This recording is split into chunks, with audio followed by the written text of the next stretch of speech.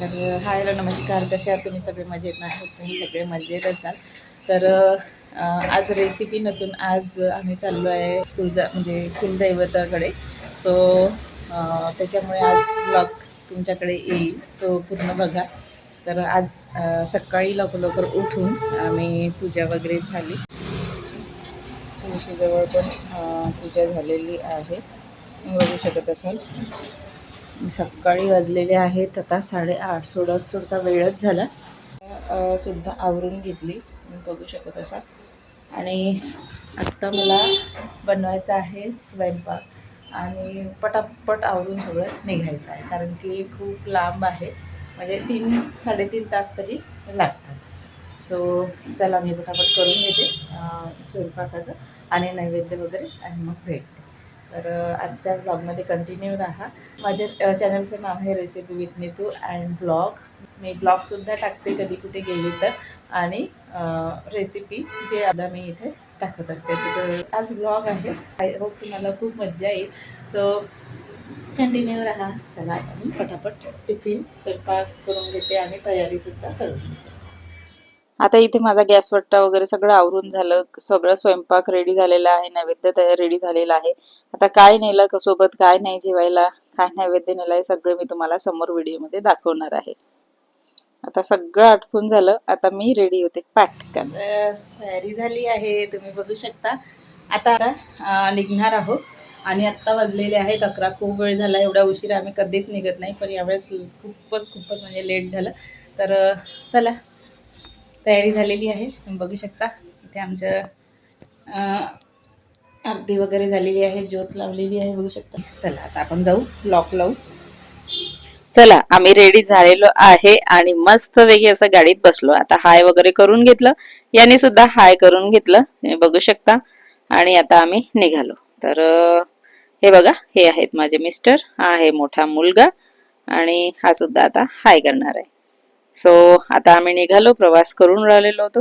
तर असा प्रवास करता करता मस्तपैकी आम्ही पटापट असं जे आहे मध्ये मध्ये थांबत थांबत असा प्रवास केला. तर आजचा दिवस होता मंगळवार आणि 17 मार्च 2026, चैत्र महिन्याची सप्तमी होती. सो आम्ही या दिवशी इथे गेलेलो होतो. भरपूर दिवस झाले व्हिडिओ शूट केलेला होता, पण एडिट करायला मिळालं नाही आणि टाकायला मिळालं नाही. सो तुम्ही लेट का असेना, पण व्हिडिओ नक्की बघा पूर्ण, आणि नक्की छान लाईक करा, छान कमेंट करा. चॅनलवर नवीन असाल तर सबस्क्राईब करा. आता इथे छानपैकी असे गाणे चालू होते गाडीमध्ये, आणि याला जो बाजूला मुलगा आहे, माझा छोटा मुलगा, त्याला मळमळ होत होता आणि मला सुद्धा थोडंफार असं घाबरल्यासारखं वगैरे वाटत होतं. सो मग इथे गाणे चालू असल्यामुळे आम्ही थोडा टाइमपास केला, आणि त्यामुळे म्हटलं थोडं मन डायव्हर्ट होईल, त्यासाठी अशा प्रकारे आम्ही करत होतो. आणि अशा प्रवासभर हेच काम केलं, जोपर्यंत आम्हाला ठीक वाटत नाही. एसी चालू होती आणि थोडस काच सुद्धा उघडी ठेवली होती, कारण की याला कसं तरी वाटत होतं, त्याचा चेहरा तुम्ही बघू शकता. तर इथे प्रवास करता करता इथे आम्ही एका ठिकाणी थांबलो. इथे मंदिर आहे हनुमानजीचं, आणि इथे आहे दुर्गा मातेचं मंदिर. इथे दर्शन वगैरे घेतले, आणि इथनं जाम घेतले, म्हणजे पेरू घेतले, छान स्वच्छ धुवून त्यामध्ये तिखट मीठ टाकून आणलं. आणि थोडंफार आम्हाला खावं वाटत होतं, त्यामुळे म्हटलं चला घेऊन या काहीतरी. तर तिथे जाम होते चांगले, फक्त बाकी दुसरं काही नव्हतं. सो इथे मस्तपैकी चिऱ्या करून दिलेल्या होत्या, आणि छान खाऊन घेतला आम्ही सगळ्यांनी. याला पहिल्यांदा दिलं बाबा खायला, म्हटलं तू खाऊन घे पहिल्यांदा. सगळ्यांनी खाल्ले, मिस्टरांनी, मुलांनी, मग मी सुद्धा खाल्लं. आणि याला चांगलं खाऊन घे म्हटलं, थोडंसं लेट, म्हणजे पटापट काच बंद केली की गाडी चालवू शकू. सो त्याला तसंच करून खा म्हटलं, आणि मग आम्ही निघालो. तर अशा प्रकारे मी सुद्धा थोडंफार खाऊन घेतलं, आणि असाच आम्ही प्रवास केला. तर चैत्र महिन्यामध्ये आम्ही या आमच्या कुलदेवतेकडे जात असतो. तर आम्ही नवरात्रामध्ये जात नाही, म्हणजे चैत्राच्या नवरात्रात, कारण की गर्दी असते. पण यावेळेस माहित नाही काय योगायोगाला, तर आम्ही नवरात्रामध्येच गेलो, पण गर्दी जशी पाहिजे तशी नव्हती, त्यामुळे आमचं पटापट असं दर्शन झालं आणि पटापट आपलं काम झालं. तर ते समोर तुम्हाला दिसेलच. आणि काय काय देतात तिथे चैत्र महिन्यामध्ये वगैरे, ते सगळं मी सांगेलच. सो असं करता करता आम्ही छान पैकी असा प्रवास केला, आणि छान गाणे पण चालू होते. तर गाणे चालू नाही म्हणजे आवाज नाही ऐकू शकत कारण की कॉपीराईट लागतो. चला, अशा प्रकारे प्रवास करता करता पुन्हा आम्ही यवतमाळला पोहोचलो. आता तुम्ही म्हणाल की खातांनीच दिसत आहे, तसं नाही. थोडासा शूट केला आणि पुन्हा खूप वेळ प्रवास, थोडासा शूट केला, थोडा वेळ प्रवास. आता इथे यवतमाळला आम्ही थांबलो, म्हणजे 5 मिनिटासाठी फक्त. तिथे रामफळ दिसले, त्यामुळे त्यांना म्हटलं रामफळ घेऊन या. बघितले तर खूपदा आहे रामफळ, पण एकदाही खाल्लेलं नाही. त्यामुळे म्हटलं चला आता इथे दिसलेच आहे भरपूर, तर खाऊनच घेऊ. सो त्यांनी मग 1 किलो रामफळ आणले आणि आम्ही हे सुद्धा खाऊन घेतले आणि आम्ही खात खात खूप टाइमपास केला. म्हणजे हळूहळू हळू खात खात मस्तपैकी असं वेळ घालवला. गाडी चालूच होती, तुम्ही बघू शकता हालत आहे गाडी. तर असं करता करता पुन्हा आम्ही आपल्या कमान जवळ पोहोचलो, म्हणजे जी पाथरट देवीचे जी कमान आहे तर तिथे पोहोचलो. तर पोहोचण्याच्या आधी आम्ही इथे मस्तपैकी असं रामफळ खात होतो. पण एक सांगते तुम्हाला, रामफळ आहे ना, सगळेच फळं आवश्यक आहे, ऋतूनुसार येतात. तर जे फळ येतं ना ते खाल्लं पाहिजे थोडंफार. तर रामफळ हे सुद्धा खाल्लं पाहिजे, थंडावा देतं शरीराला. यांनी सुद्धा खाल्ले, पण हा म्हटला की सीताफळापेक्षा बेस्ट नाही. पोरांना सीताफळच म्हणजे टेस्टला तेच आवडतात. मला पण थोडंफार असं वाटलं की मला पण सीताफळच आवडतात, कारण की टेस्ट नाही आवडली. पहिल्यांदा खात असेल त्यामुळे होत असेल की नाही आवडत बा. सो ठीक आहे. नंतर मग इथे सगळं खाऊन घेतलं आणि असं रिलॅक्स झाले, डोकं टेकवलं थोडंसं, कारण की ऊन भरपूर होती आणि सकाळी उठलेली होती, त्यामुळे थकवा तुम्हाला जाणवत असेल डोळ्यामध्ये. सो त्याच्यामुळे इथे बी थोडस म्हटलं डोळे लावून आराम, रिलॅक्स झालं पाहिजे, नाही का. तर असंच करता करता प्रवास केला आणि मग पुन्हा स्टॉप झाली आमची गाडी, कारण की हे बघू शकता कमान आलेली होती, त्यामुळे म्हटलं अजून पुन्हा स्टॉप घेतला. त्याच्या अपोजिट साईडला आम्ही इथे थांबलो उसाचा ज्यूस पिण्यासाठी. म्हणजे थोडं बरं वाटते, कारण की खूप वेळचा प्रवास करत होतो आणि याला चेहरा उतरूनच आहे, याला उसाचा ज्यूस पाहिजे होता आणि बरंही नाही वाटत होतं, त्यामुळे ते थोडंसं थांबलो. आता उसाचा ज्यूस पिल्यावर त्याला एनर्जेटिक वाटेल, कारण की त्याला उसाचा ज्यूस खूप आवडतो. आता इथे थोडी मस्ती करून घेतली आम्ही, उसाचा ज्यूस गटगट पिला आणि मिशी उमटवली, तुम्ही बघू शकता, आणि थोडंसं शूट घेतलं हसण्याचं, त्याला मज्जा आली. मिस्टर सुद्धा खूप हसत होते. त्याला म्हटलं तू पण पी पटकन, आणि मस्तपैकी अशी मिशी उमटव. त्यांनी माझ्यापेक्षा खूप जास्त मिशी उमटवली. आता तुम्ही बघालच, हे बघा, वाव. बघा किती सुंदर हसत आहे. तर अशा प्रकारे तुम्हाला जर ही पोज आवडली तर नक्की लाईक करा, छान कमेंट करा. तर पुन्हा निघालो आपल्या प्रवासाकडे. तर इथनं ज्यूस पिल्यानंतर त्या कमानच्या आतमधनं गेलो. तर 5 किलोमीटर असेल अंतर अंदाजी, मला असं वाटलं. तर असं करता करता प्रवास करता करता तिथे सुद्धा पोहोचलो. आणि पोचल्यानंतर तिथे आम्ही कणिक घरूनच नेली होती, म्हणजे गव्हाचं पीठ. तिथे सगळं तयारी करून घेतली, हातपाय स्वच्छ धुतले, पहिल्यांदा कणिकचे दिवे बनवले, पुरणपोळीचा नैवेद्य नेलेलाच होता. सो तिथे सगळं जाऊन पहिल्यांदा एक म्हणजे करून घेतलं. तर हे बघा आलेलं आहे मंदिर.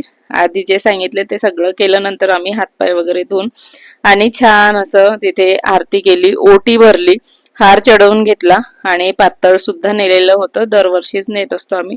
तरी आहे पात्रटची लखमाई देवी आणि खूप छान असं वाटते. खूप जुनं मंदिर आहे. तर याची काही कहाणी आहे ते, चला अशा प्रकारे इथे आम्ही आता दर्शन घेतलं, छान सगळं पूजा झाली, बसलो थोडा वेळ आणि मग इथे आजूबाजूला फिरून घेतलं. आणि अशा प्रकारे इथे थोडंसं आम्ही बाहेर पण बसलो मंदिराच्या. तिथे चैत्र महिन्यामध्ये भरपूर असे स्वयंपाक आणतात भरपूर जण, आणि अशाच ठिकाणी इथे स्वयंपाक बनवून राहिलेले होते बाहेर.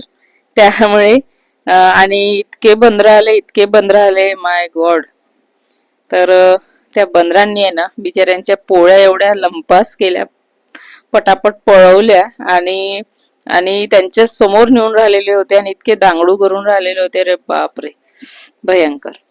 मग इथे थोड्या वेळाने तिथेच उभं होतो आम्ही, शूटिंग घेत होतो. तर इथे मंदिरात ना एक अशी काय म्हणू शकता तुम्ही, गाणे म्हणत म्हणत वाजवत असं काय नेत होते, ते मला नाही माहित काय होतं. तर असं पहिल्यांदा पाहिलं. आणि चैत्रच्या नवरात्रात मी पहिल्यांदा 9 दिवसात पहिल्यांदा आलेली आहे इथे. नाही तर आम्ही गर्दी असल्या कारणाने आम्ही चैत्राच्या नवरात्रानंतरच येत होतो. आता इथे बकरे सुद्धा देतात, आतमध्ये नेतात बकऱ्याला, पण तिथे कापत नाही, बाहेरच कापतात.